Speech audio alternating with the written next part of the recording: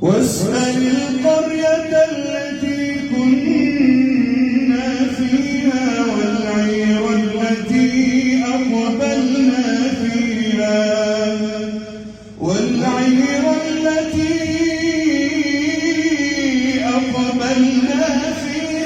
وإنا لصادقون. قال بل سولت لكم أنفسكم أمرا فصبر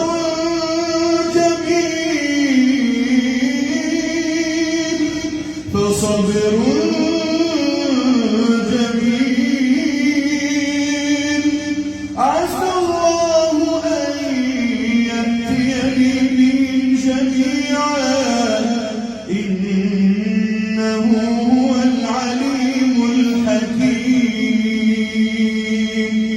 وتولى عنهم وقال يا أسفا على يوسف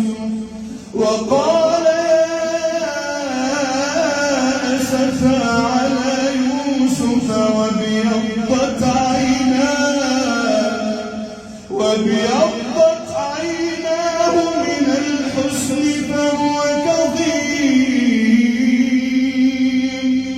قالوا تالله تفتأ تذكر يوسف حتى تكون حرضا أو تكون من الهالكين. قال إنما أشكو بثي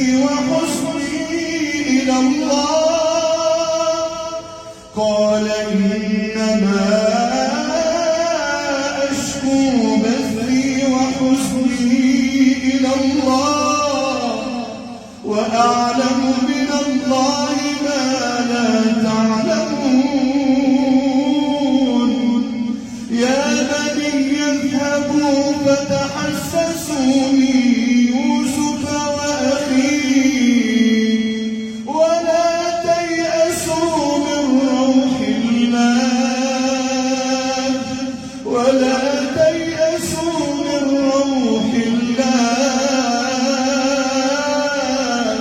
إنه لا ييأس من روح الله إلا القوم الكافرون. فلما دخلوا عليه قالوا يا أيها العزيز مسنا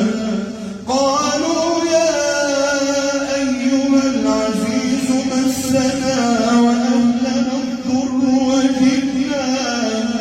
وجئنا ببضاعة مزجاة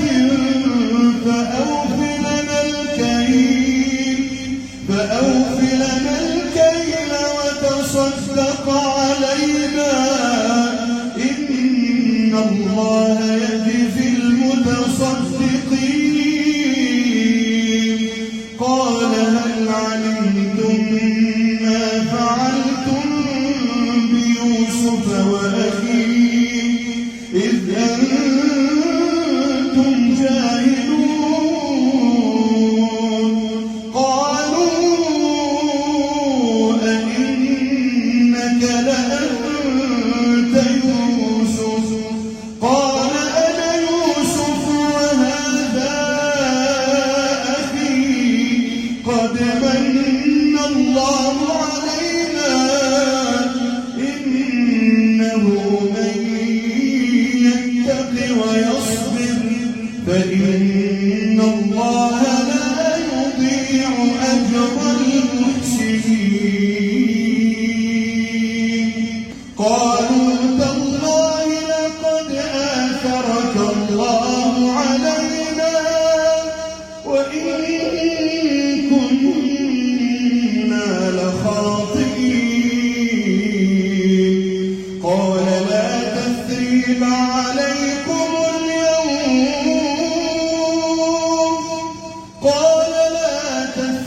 عليكم اليوم يغفر الله لكم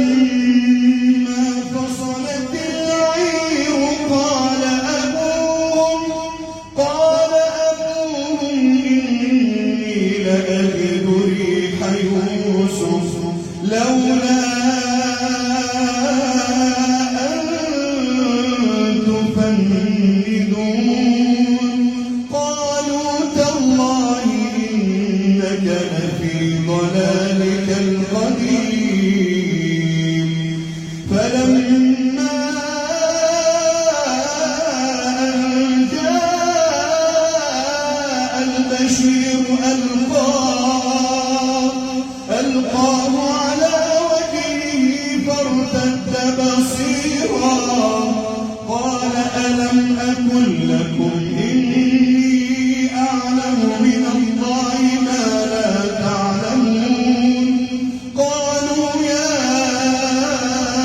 أبانا استغفر لنا ذنوبنا إنا كنا خاطئين قال سوف أستغفر لكم ربي إنه هو الغفور الرحيم فلما دخلوا على يوسف آوى إليه أبويه وقال ادخلوا مصر إن شاء الله آمنين ورفع أبويه على العرش وخروا له سجدا وقال أبت هذا تأويل رؤياي من قبل قد جعلها ربي حقا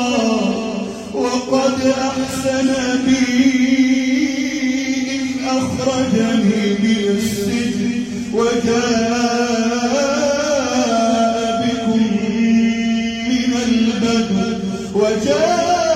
وجاء بكم من البدو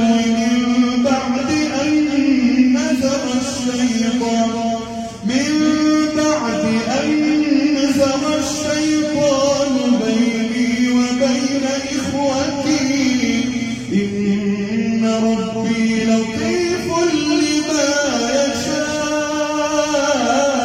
يشاء إنه هو العليم الحكيم رب قد آتيتني من الملك وعلمتني من تأويل الأحاديث فاطر السماوات والأرض أنت ولي في الدنيا والآخرة